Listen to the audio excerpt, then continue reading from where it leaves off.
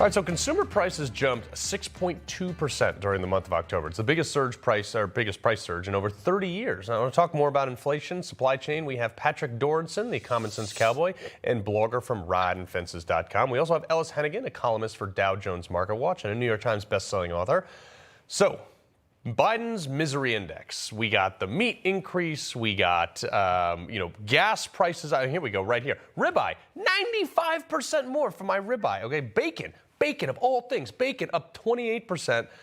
Ground chuck, all these things. You've seen the prices at the pump that have just been astronomically high. Ellis, I know you're a defender of this administration, but I got to ask you, sir, $2.11 to $3.41. That's over $1 up. Are people really starting to regret their vote for Biden over this, or do you think this is somehow spinnable? Oh, my goodness. First of all, I'm not feeling that miserable. I think your life is still pretty good. Maybe you'll have to skip the ribeye for a couple of weeks, Carl. I'm sure you can handle that. Listen, inflation's a problem. We got to get it under control. Let's understand what's happening here, though, right? The economy is roaring back after COVID and some of the issues of the Trump administration. There's huge demand out there, demand for employees, demand for products, demand for American manufacturing.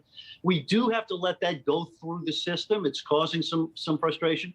It's a temporary process. Now, if 2 years from now we're having inflation running at this rate, the president's going to have a problem getting reelected. But I do urge you and all of our viewers, just take a deep breath, be grateful for the good things that are happening, and believe me, we're getting there. Do not panic. Patrick, if you're telling the average person that's just trying to fill their tank to get to work and they have, a family to take care of, isn't asking them to pay $1 more a gallon quite a bit? It's outrageous to ask them to pay $1 more a gallon when the low gas prices they had a year ago because we were energy independent. I don't know where Ellis shops. I don't know where Ellis lives, but he's living in a fantasy world.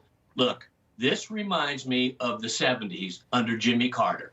Under Jimmy Carter, when he took over, inflation was 4.8% and the nation was coming out of a recession, much like Donald Trump was leading the country out of the pandemic economy that had gone south. Then what happened? Jimmy Carter's first year, it went to 6.8%. Jimmy Carter's third year, it went to 9%. Then it went to 11%. And by 1980, it was 12% inflation, and it was destroying American families.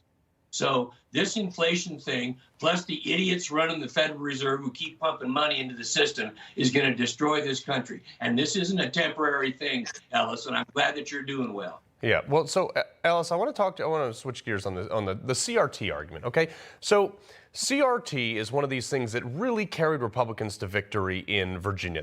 Parents did not want their kids being taught this critical race theory, and it's having a ripple effect nationwide. But Ellis, why are Democrats still denying this even exists? I don't care about all these roles or these initials, a CRT, a CMZ, a DMZ, whatever. Listen, here's the reality. I think most decent people would agree with this. Kids ought to be taught the truth. And the truth includes some good things and some bad things, including about America's racial history. We've made tremendous progress in a lot of areas. Those should be highlighted. But why are Democrats denying it exists? We also have some shameful stuff in our past and our present, Carl, and we ought to acknowledge that as well. What's so complicated about this? Why do you have to run away from Toni Morrison?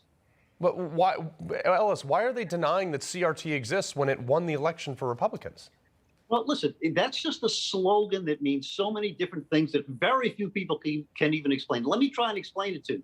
If what you're talking about is recognizing the role that race has played in keeping our society unequal and oppressive for some people in our society, I think we all ought to agree with that.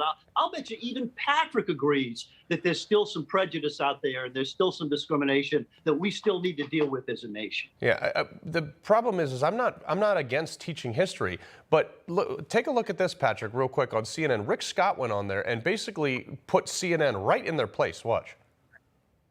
Parents know their kids are being indoctrinated with critical race theory in Virginia, and the Democrats wanted to deny it. And so well, it's not in the curriculum. Showed up because they don't like being lied to. Just to be clear, it's not in the curriculum in Virginia.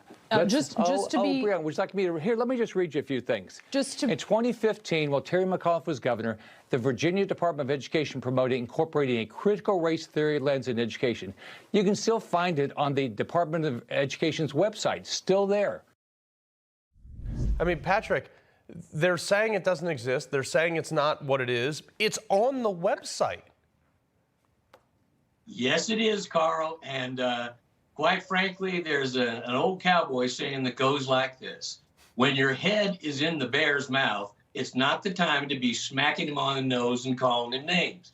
Now, in this case, the bear are the parents of this country who have had enough with stupid school boards and left-wing teachers telling their kids that they're supposed to hate each other. That's nonsense. And guess what's happened?